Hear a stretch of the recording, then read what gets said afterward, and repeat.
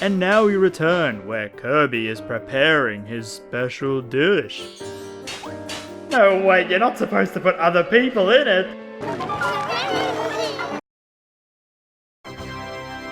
Oh, this is actually pretty good.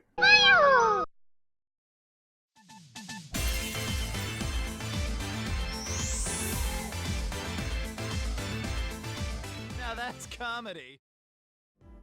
So what you're saying is that you want a character that's round, eats everything, can fly, and is pink? You betcha. Well, here's something. It's a Kirby game. That was released in 2018 but didn't have many features. But here it is again, now with more features. And this thing. His name is Rick. My name's not Rick! Oh my goodness! It's a talking hamster! So I'm sure the question that everyone has been dying to ask, what is a Kirby game? Well, it's a side-scrolling platformer where our little pink thing sucks up enemies gaining power. You got the fire attack, the stone attack, and... Spider? Oh, spiders! Spiders! But in this game, cause it's called Star Allies, you got plenty of friend characters. Wow. Including a hamster, an artist, Please commission me, I need the money. and this thing. He's a bad guy. No, I'm not. Anyway, the story starts, as usual, with Kirby sleeping, as usual. But some intergalactic being breaks up this star dark energy thing, and all the pieces come crashing down onto the planets. But Kirby was sleeping. This is key to Kirby's backstory.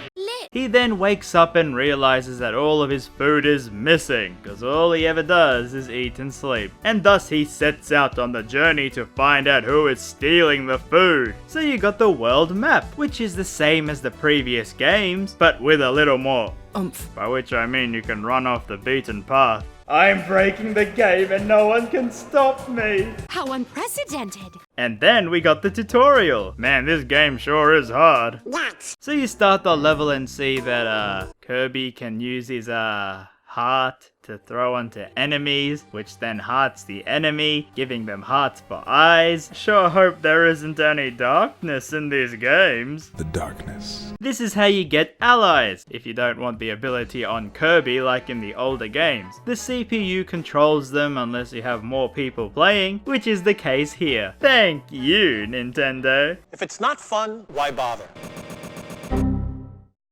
Now, as Kirby gains abilities, he changes his looks depending on the enemy, which also gives you many different attacks and combos. No, I'm serious. There's like Smash levels of moves here for every single ability. Really? Then you have the allies, who also have a crazy ton of moves. I don't even know what's happening right now. But regardless, here are some of my favorite allies in the game. Because it's called Star Allies, I gotta talk about the allies, man. I mean, that's what my job is. Hey, don't you start with that hiring a new voiceover guy.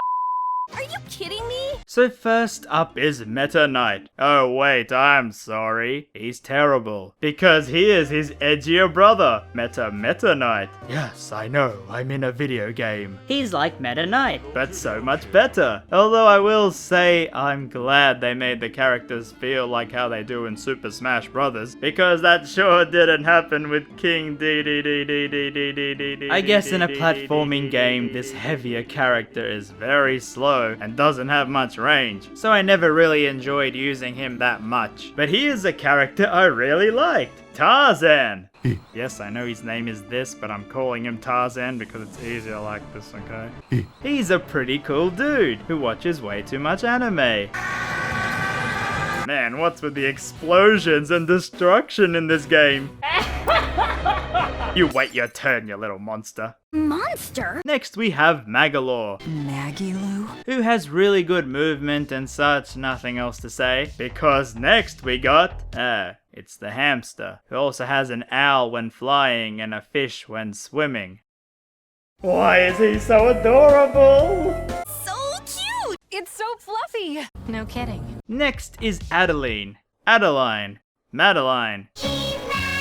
who is an artist, and the cool thing about her is that she can summon creatures to do her bidding in battle. And finally, it's Susie. She's great, but even greater when you add fire into the mix.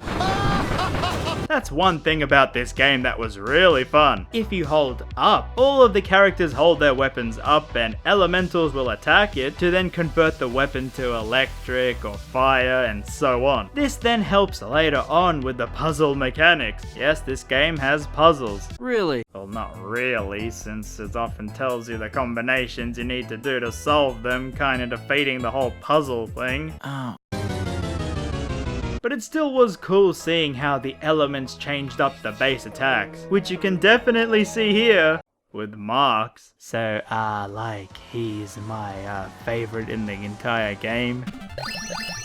I don't believe this. And not because he rides the ball like a madman, it's because you can break a lot of bosses with his aerial attack combined with the fire move.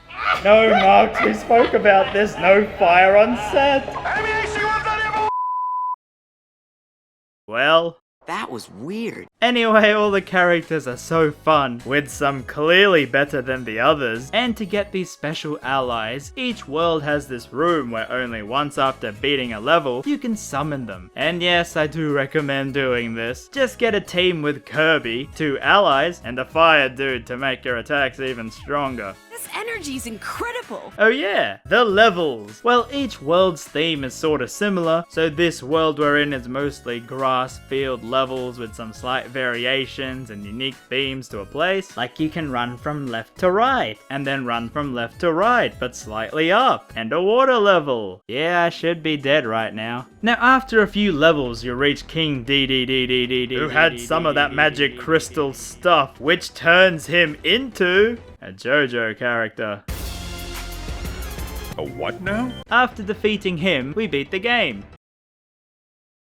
Huh? Oh no, don't worry. It's not that quick. He's not the final bad guy. It's that evil heart thing, remember? No. Which then makes Kirby and the gang travel to Planet Pop Star, which is in space, and I don't know how Kirby can breathe without air. You truly are a monster. So yes, the Earth area was just the beginning. He goes into space. You play on a lot more planet worlds, including this one called Jamfest. Oh my goodness, why is that name so fun to say? Get out. Now during a level, you collect these puzzle pieces, and at the end, it places them onto these pictures, slowly unlocking some neat artworks of past Kirby games. The middle ones are a bit harder to get, often tucked away or behind a puzzle in a level, and that's pretty much all you need to know about Kirby in his game. Okay, fine, there's more to it. It's got minigames, and I gotta say, they ain't too fun after playing them once. I mean, I honestly can't see anyone bringing friends over to play these for more than 5 minutes. But hey, I guess that's development time on the main levels down the drain.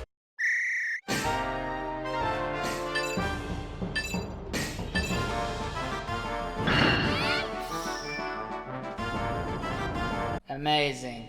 Sorry, old man. Okay, not being cynical for a moment, once you beat the main story, you get these other modes, which can include only using the little ally mobs, or this endless run thing that just keeps going and going. Why won't it end? I still don't really get what's going on here. But yeah, it's a fun game. I can see why, without some of these characters at launch, it might have annoyed people at how little this game offers. But a year on, this game does have a lot of things to do, even if it is a bit easy. I mean, seriously, this is my lives counter at the end. That's ridiculous. But it's still one of the better looking Kirby games out there. Plus the mechanics are very easy for any newcomers. So if you saw Kirby survive the World of Light in Smash and thought, gee, I wanna try some Kirby games, this is a good place to start. And great if you have siblings too. That being said, what's with all this burning? Marks, no!